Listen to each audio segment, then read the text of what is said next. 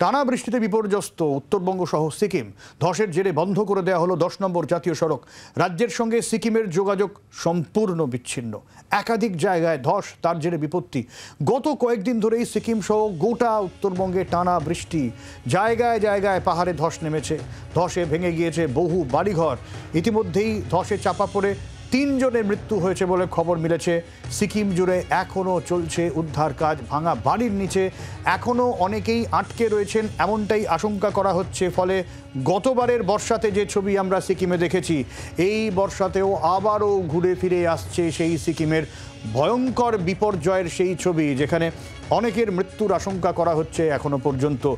ফলে উত্তরবঙ্গে যেমন বৃষ্টি চলছে, লাগাড়ে বৃষ্টি চলছে, দার্জিলিংয়ে বৃষ্টি চলছে, সিকিমেও সেই বৃষ্টির শুরু হতে না হতেই বর্ষার শুরুতেই কিন্তু এই ধসের খবর পাওয়া যাচ্ছে, যেখানে বহু জায়গায় রাস্তা বন্ধ হয়ে গেছে। ফলে সিকিম এবং রাজ্যের যোগাযোগ প্রায় বিচ্ছিন্ন।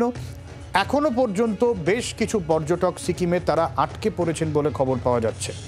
নারায়ণ সিংহ রায় রয়েছেন আমাদের প্রতিনিধি। কি পাওয়া যাচ্ছে, কি আপডেট পাওয়া যাচ্ছে সিকিম থেকে নারায়ণ? দেখো, কাল থেকেই কিন্তু পাহাড় এবং সমতলে ব্যাপক বৃষ্টি, যার ফলে কিন্তু পাহাড়ে দেখা গেছে বিশেষত সিকিমের বিস্তীর্ণ এলাকা এবং NH10 এর বহু জায়গায় ধস পড়ে রাস্তা বন্ধ হয়েছিল গতকাল রাত থেকে।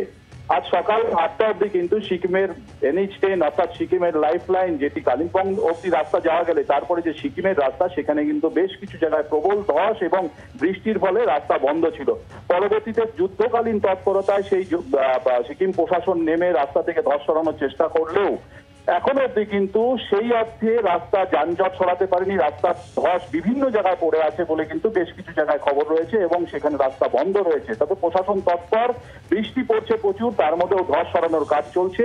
যানবাহনের প্রচুর ভিড় লেগে রয়েছে। যেসব জায়গা থেকে ধস সরাতে পেরেছে সেই সব জায়গায় কিন্তু সিকিম প্রশাসন ওয়ান ওয়ে করে দিয়ে গাড়ি পাস করার চেষ্টা করছে।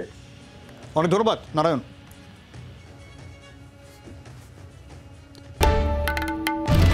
বাংলার আওয়াজ, বাঙালির আবেগ, জি 24 ঘন্টা।